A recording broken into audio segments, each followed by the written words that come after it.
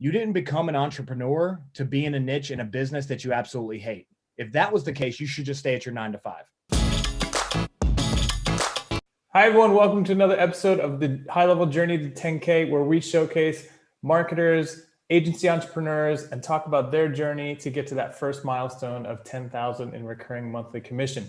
Today, I'm joined by Rick Jungkuntz. He is the founder of GymGrow, which has found great success with the help of HighLevel. So we're super excited to talk to Rick. Thanks for coming on, man. Thank you, brother. Thanks for having me. Excited. So take me back to the beginning. How did you get started? Were you a business owner in the gym space? Did you transition to becoming an agency owner because you were marketing savvy? Talk to me about the early days. Sure. So the early days was I was a person who, I learn things very quickly, but I also get bored very quickly. Okay. So I can never figure out where my passion is in life and what I wanted to be successful at. Went to art school because I liked art. I'm a natural art person. Found out that there's actually some really natural art people and they're significantly better at it than I am. And so I was like, okay, I don't think I'm ever going to be at the level I need to be a graphic designer. One of my best friends called me and said, hey, I got an opportunity for you to make $30K a year being an automotive marketing consultant. We'll start you at the ground level and we'll go from there. And that was the most money I ever heard of because I was in college making $10 an hour. And I was like, good, I'm done. I'll do whatever you said, 30K. That sounds amazing. And plus he was my best friend and I trust his guidance, right?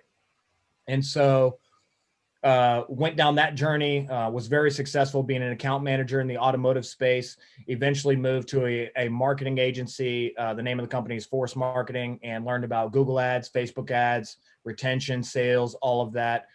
Became one of their top reps in the business, built my confidence. And, what I told people is when I was working in the agency, I would go and spend time with the Facebook department and say, how does that work? Why does that work? What's the best practice? And I'd learn their services because I knew I didn't just want to be sales and retention. I wanted to know why it worked, because when I knew why and how, I could sell it significantly better, right? Mm-hmm. And so I did that with every different department. And then after that, I went and worked at a print facility and learned how direct mail worked and actually delivered direct mail. After that, me and my best friend opened up a call center for automotive and learned how to build a call center and learned about scripts and all of that. And then the last thing I did is I went and actually worked at a dealership, and I was an internet manager. And I just started putting all the pieces together to say, okay, because I wanted to be an automotive in the beginning. And I said, man, I can generate the lead, I can nurture the lead, I can close the lead, and I can sell it. Like there's nobody who can beat me in the marketplace. And that kind of helped me get to the level that I got to in automotive. But then there came that point in time where you started to have that discussion with yourself, like, is this what I truly love? And I started slacking off more and more. It got boring. I did it for 5 years, and every conversation every month was, yeah, your click-through rate could be so much better. And if you had more in your impression share and we added $1,000, you could ramp up and you could get, and it was just so repetitive and boring that I was like, man, like I'm never going to make the money I want to make if I just keep doing this. So then, on the side, for those who don't know, I'm a brown belt in jiu-jitsu. So I train martial arts a lot. And one of my gym owners was like, hey, I know you know some things about marketing. Would you like to help us?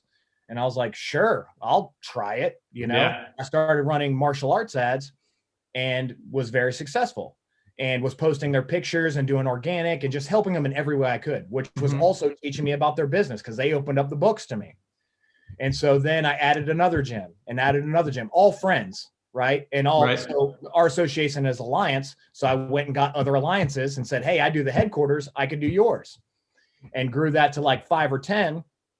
And then I ran into an issue because I was doing the old school model, right? Now I call it old school, but let's just say 2018 pre-HighLevel, where it was ClickFunnels to Zapier to Acuity to ClickSend or something like that. Right. Mm-hmm. And what I realized was two things. One is it wasn't scalable because to onboard it was a pain in my butt, because I had to do all these softwares and connect all these things. And then I had to explain that to the client, and they're already not tech savvy as it is. And then there were so many limitations on the product. And I was like, man, if I get 10 clients right now, I don't think I can execute this. And then when you have a problem, you literally have to go through every one of those things to figure out what the problem is. And then it's like, oh, I didn't pay my Zapier bill. Like that was the problem or something, And so then I started doing some research and trying to figure out like what some all-in solutions were. And I can't tell you how. I honestly don't remember at this point. But somehow I came across HighLevel, and I signed up in the very early days before the funnel thing was even out. And I was like, man, like this is the way to go. And so I signed up. For my first 6 months, I completely bombed. So I paid the $97 a month fee, and I was like, I can't figure this out. I don't know what to build. It's very complicated, you know, the whole deal. You got everybody who signed up for HighLevel. If you have no experience with it and you don't sign up with Christine or some of those other people, and you're on your own, it can be a very daunting task. But from what I've seen now, you guys have improved your onboarding. You have a lot more communications, a lot more support. So the experience is a lot different than when I started. So I bombed, ended up canceling until I could figure out like, how can I make this work? And then I ended up signing up a client. They came to me and basically said, hey, Rick, we got 4 gyms. We're running this challenge play. Our software fees are through the roof. You know, we need a better solution. And so then I was like, you know what? Let's try this HighLevel product. If you're open to just trying something new, let me build it.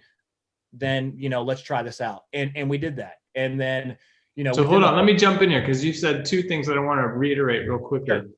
So the story about your first client, I love that. And this is what I recommend to everybody who's just getting started is you have to start with someone, you know, hopefully in an industry you're interested in, right? So you had a friend who had a gym and they asked you for help, but you could do the reverse. Hey, you know, I'd really love to start helping gym owners. Would you mind if I built a couple of marketing campaigns for you? And maybe you do it for free the first time, because what you need is the first success story to sell your second client. And so I love that you did that organically. You went in the industry that you were already passionate about. It makes everything so much easier. And then the second time around, what you just said when you came back to HighLevel, and you said this guy had 4 gyms, stakes are higher, but you said, hey, let's try this HighLevel platform. And you were totally transparent, what I love. If you're okay with me making some mistakes along the way to figure this out for you, I think we're going to find success here. And if you're open and transparent, clients will give you the leeway to fail a little bit, as long as you're not losing, you know, tens of thousands of dollars a month in the process. But I love that approach. Yeah. So I have this conversation with entrepreneurs all the time, people that, you know, you're just becoming an entrepreneur. You want to start out in an agency and you have to pick your niche and you don't know what to do. Mm-hmm. So the first thing I say to you is you didn't become an entrepreneur to be in a niche in a business that you absolutely hate. If that was the case, you should just stay at your 9 to 5, right? So you always want to start with a niche, and people say, Rick, how do I pick my niche? This is how. When you're sitting at 9 to 5 right now and you're working on your computer and you daydream or you stop for a lunch break or you get distracted, whatever that thing is that you're thinking about doing, that is your passion. I promise you. So for me, I was always thinking about jujitsu, and I'm like, man, how am I going to beat that arm bar next time? And and I'm always thinking about techniques and ideas. And then I get back to work. And so I know that jujitsu is like my number one passion, or martial arts and gyms and fitness in general. So that's a great point. And what I found is when you do niche into your passion, you get so much more creative than the competitors, right? Your enthusiasm is through the roof. Exactly. And you come up with great ideas of campaigns that you can scale across all your clients. And it's just hard to beat a marketer who's passionate about the industry that they're focused in. That's absolutely right. If you're not willing to build a funnel at midnight, you probably don't love it. Not only not willing to, but eagerly. For example, I'll be playing Call of Duty and I'll be thinking about my business somehow. And I'm like, hold on a second. I'll literally pause it and start building a funnel, and I'll get creative and I'll start building stuff. That's how I know. And then 2 hours disappears like, oh my gosh, what time is it? But, have I been working on this? But you create something awesome. Yeah. You don't create something just basic and bland that everybody's using. You create something unique, and because you have a relationship with those people and you have a relationship with that niche that you care about, right? So talk to me about, you know, now we're at the point where you have a handful of clients. Were you making 10,000 a month yet? No. So when I started with martial arts, I started at a very low fee. Mm-hmm. So I used the very, very basic level of HighLevel, where they basically had a funnel, a calendar, opt-in, appointment, no-show, cancel. That's it. Conversation. Now let me ask you a question. Knowing what you know now, were you underpricing what you were doing, or was that okay because you weren't doing a ton of stuff? At the time, I was perfectly priced. Let me say that, because I wasn't doing a lot. I was introducing people to something brand new, and I wasn't 1,000% sure it was going to work because I didn't have that much success yet. That's a great point. And I was kind of hoping you were going to say that, because this is a transition you need to make. In the beginning, you always underprice yourself, right? Because you don't even know what the true value of what you're doing is for the most part. And then at some point, so I'm interested to hear, this will be my next question for you. When you got far enough along and you're like, got it lock, stock, and barrel, you're like, I know what I'm doing now. This works. I've got the system set up. You look back at those first couple of clients and you're like, man, they're really underpaying. Did you go back and try to bring them up in price, or how did you handle that? So this to me is on my personal ethics. I promised, and it's all about how you deliver expectations in the beginning. Be very, very careful and very specific about the expectations you set in the beginning, because in my personal opinion, once I set those expectations, it's really hard to change them.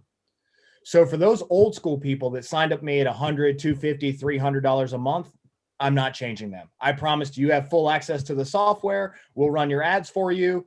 That's what I offered you. You're grandfathered in, and I'm not changing that. Also, another reason is because most of those 5 people have become close friends of mine. So they're not really about money for me. I'm helping my friends grow their business. They refer me. The people they refer me to pay the price. And the thing that's nice when you have those types of relationships is they're basically your testing grounds, right? Anytime you get a new idea, you know they're going to be cool with you going in, testing it on their account, using their account for screenshots, case studies, things like that. So I think that's great. They teach me what they don't know. So when they're reaching out to me with questions, I'm like, oh, good point. Let me build a training around how to do that. Or that's a value proposition that I could tell the next guy, hey, by the way, I know you're not great at organic posting, blah, blah, blah, blah, blah, blah, blah. Right? Yeah, no, it's all great. I would say the one caveat is be careful that you don't take too many in the beginning at that low price, that you can't get yourself out of it because you're stuck in the work. You know what I mean? Absolutely. And that's the point that we got to recently. So what I did is I slowly scaled my pricing so that I could try to find that comfortable medium. And it's not only like what is comfortable for my clients and what's accessible or makes sense to sell, but what I felt comfortable selling, because I'm moving my price point up and I got to have the confidence in saying the value is there at this point. So I went from $100 a month for my first like 5 to 10 or whatever to 300 to 500 to 1,000. And, obviously I look back and I think if you're not charging at least $500 to $1,000 for this software, you're highly underpricing the product. Nice. And so how long did it take you to hit that? I mean, we talk about 10,000 as the milestone, and whether or not that's the first milestone for everybody. I feel like it's the one that most people consider like, yeah, when I'm doing 10,000 recurring, then I can stop doing the job that I hate or whatever because I can support myself. How long did it take you to get there? So the one thing I will say is if you're using this software properly, your margin should be gigantic. You should be making an 80% plus profit margin because the software costs $297, $497, whatever it is for unlimited clients. So let me check. I'm going to check some of my reporting real quick. Let's see. And while you're doing that, I'll sort of echo that as we head into the SaaS mode push of 2021. We're just trying to make it even easier for everybody to sell the software as software first, or separately from the services like lead gen, SEO, that kind of stuff, because the software, as you just mentioned, is really high value, right? You pay your HighLevel bill, but after that, it's pure profit. And so he also mentioned a good point. Always be thinking, oh, if I'm getting a question, that means I don't have a document to address it yet. I need to go make that document. So the next time around, I'm not wasting time. I just send the help doc. Especially if you like to incorporate VAs into your process. That's a big mistake that I didn't do in the beginning, is documenting everything A to Z from the very beginning. I would have recorded my screen the whole day I'm working for the whole 8 hours and then chop it up later if I would have known better. But I got lucky because of my previous relationship with that force marketing company. They were moving to a SaaS model because they needed something sticky to keep their customers longer, because Facebook ads, no matter what anybody thinks, they die or they fluctuate, or Google ads, and people they're going to fire you. At the end of the day, there comes a point, somebody's going to get fired. It's going to be you. You don't keep them for 10 years. So adding a sticky software or a platform is a great way to increase your retention. So I already knew that ahead of time. So when I first started pitching this, I was already pitching it as a SaaS product, regardless of the setup that you guys currently have. But you're going to make it, a lot quicker to execute. Yeah. So for me to hit 10K, I started in, let's say, really serious with HighLevel in February of 2020 during Corona. I tell this to all entrepreneurs. My business started in Corona and it blew up over the entire year and continually grew. But I got to 10K in July. Nice. And that's recurring revenue. So 5 months ish. Yep, about 5 months. Yep. That's fantastic. Now let me ask you, at what point did you get a VA? Probably when I think I got to 13 or somewhere around 13 to 15K when I started realizing I had 4 or 5 demos every day. Once I couldn't answer my support questions in a timely fashion to the world-class expectation that I had set, that's when I hired my VA. And talk to us about that process. How did you go about finding a VA? Did you make mistakes? Did you get a good one right off the bat? What's it been like? Man, so the process was probably the same process that everybody does. Like you go on Facebook and you're like, hey, anybody know any VAs around here? And then you get 196 messages from everybody. And so I found one young lady that I worked with in the very beginning. The reason why I liked her is because she was very genuine and personable and was just willing to do whatever it took. But she was new to the VA thing as well. So we had some hiccups. I wasn't I'll be frank, I wasn't a good leader at that time and I didn't build the processes properly. I didn't I was too busy worried about my business and I didn't have time to really dedicate to her. So it's partially my fault that she failed. But then later on, I got with a young lady named Nicole who has the VA process worked out. I told her what I was looking for. She hired me the person, and then we basically built the SOPs and worked together. And I kind of trained her as if she was my staff to be my head of support. Nice. So what I took from that is make sure that you have your SOPs before you go looking for your VA, right? You need to be able to hand them the playbook. Or you also mentioned just screen recording your day. Yep. And I've heard people say, yeah, I just found a VA and I just gave them all the recordings and said, I need you to create the SOP from this recorded material. And you could do it that way as well, right? Yep. So don't underestimate what a VA can do. They can do anything. Also, you want to make sure that you have your processes and your SOPs already documented. And the main reason why is because a VA is going to work 4 to 8 hours a day for you, whatever your package and program is. And they're a lot faster than the average person that I'm used to. So within an hour, they get a task done and they're like, all right, what's next? And I'm like, what do you mean? What do you mean what's next?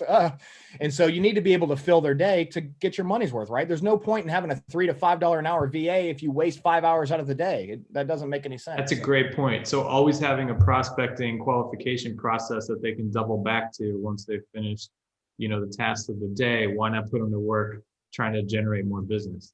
Yep. And so some of the things that I do is I have a QA list because I don't have a QA department right now where I tell them like, hey, go back and check the from email and from name on every campaign. Go check to make sure stop on contact is turned off on all campaigns. Auto confirm on these types of appointments are set up, because no matter what happens, like things change. Somebody clicked something. We uploaded a snapshot and it replaced an old one and just weird things happen. You're like, I thought I fixed that 3 months ago. Well, you should check it again. That's a great point. Yeah. So I have a list of things that I make them go through. I noticed another error where sometimes custom variables just break a little bit. So I say, hey, just go in, double check, put yourself into a campaign, focus on this gym for the day, go through all their stuff, all their funnels, see if you get the right nurture sequences, click the link. If it works, keep it moving. That's a good idea. So it cost me $3 for them to quality check my account. I'll pay them $6, Yeah. It's worth it in the end. So how big are you now? Is it just you and one VA, or do you have more people on your team? So I have me, a VA, and 2 other employees. And one of my employees is strictly on the technical end. He's really good at CSS coding, building websites, all kinds of technical stuff. So he's basically my right-hand man where I say, hey man, we need to load this snapshot, add this, add that for all accounts. And he handles business. And then this other young lady that I have does customer relationship management, where she just touch bases with accounts once a week, see how they're doing, answer their questions, all of that type of stuff. I'm mainly focused on automating this process. I'm waiting for SaaS mode to come out before I build anything else. We talked about it earlier. I'm a firm believer in my value proposition is I keep everything in HighLevel. I only actually have one service right now, JotForm, that's not in HighLevel just purely because of the way the form does. So you guys don't have that feature yet, not a big deal. But that's my value proposition to my customer, and it's also my value proposition to my staff. And it just makes sense to just build it all within HighLevel and find ways to make it work within HighLevel. I don't want to use Zapier if I don't have to. I don't want to use any of these other tools if it's not natives. And so that's the way, you know, the whole reason I got into this is to have an all-in-one solution. So why would I deviate away from that? Nice. All right, last question. And this is one that I love to ask people because oftentimes, like you said, we don't even stop to think about these types of things. Where are you going from here? What's your next goal and what's your grand goal? How big do you want to go? Sure. So my grand goal right now, man, if we're talking about grand goal, my number one goal is to travel the world more and not be working 9 to 5 in any job in any capacity whatsoever, not working in my business. Mm-hmm. I like to be the brainchild. I'm the guy with ideas. I want to put out ideas and strategies and then have my team build them. So I'm going to go eventually. I'm moving into other niches as well because I have some other interest and just by nature of networking, you get introduced to people that said, actually, I could use you and I could use you. And it's really hard to turn down money. So what I'm doing now is I'm building out an infrastructure for my gym program, my fitness program, to where it can run without me, put it on SaaS mode, everything auto deploys, just make it a lot simpler. And then, you know, I'll be, you know, the Tony Robbins who just pitches and talks and grows the brand, but doesn't actually execute any of the business. So that's my next step, because if you don't see the map behind me, you know, one of my biggest regrets in this world is I'm 38 years old and I don't ever leave the country or go visit any other things or see other things. So it's really important to me to grow as a person spiritually and so many different other levels that, you know, I need to get out from behind my computer before, you know, I can't walk anymore. Well, hopefully we'll put this COVID thing behind us soon and you will be able to start hitting the road. I know. But once it's done, we're definitely going to have a HighLevel meetup soon. I think we've been talking about Las Vegas, so hopefully we'll see you there. The one thing I would say about COVID is there's two types of people in this world. There's a person who says, oh no, why is this happening to me? I don't know what to do. I'm in trouble. This is going to be bad. And there's another person. So I built my business off of COVID. When COVID first hit, you know, that first 2 weeks we were all quarantined. I was really nervous about that. I was like, wait, I just started a business and now gyms are closing. And I panicked for 2 weeks. Yeah, the gym industry was one of the hardest hit. So yeah, it's still shaky right now. And so I got with a gym owner who's like-minded, who I'm actually hiring to partner with. And he said, I'm not just going to sit here and take this. I have to make money. So we came up with a virtual training program where people could train at home. And him and I just grinded on it to create it and make it automated and make it work. And it blew up his business. He had a bigger margin than he ever had, made him super successful. And we say, okay, let's take this to the market and pitch it. And that's how I grew a lot of my business. So, you know, you got to learn to pivot. Everyone's talking about, oh, the Facebook attribution thing. Well, we're just going to pivot to something else. You know, nothing's going to stop me from getting my goals. You got to be quick and nimble. I love it. Well, Absolutely. Thanks so much for coming on, Rick, and sharing the story. Absolutely. Appreciate the time. I look forward to seeing you at the first HighLevel event. Yes, sir. Can't wait. All right. Thanks, everybody, for watching. We'll see you in the next episode.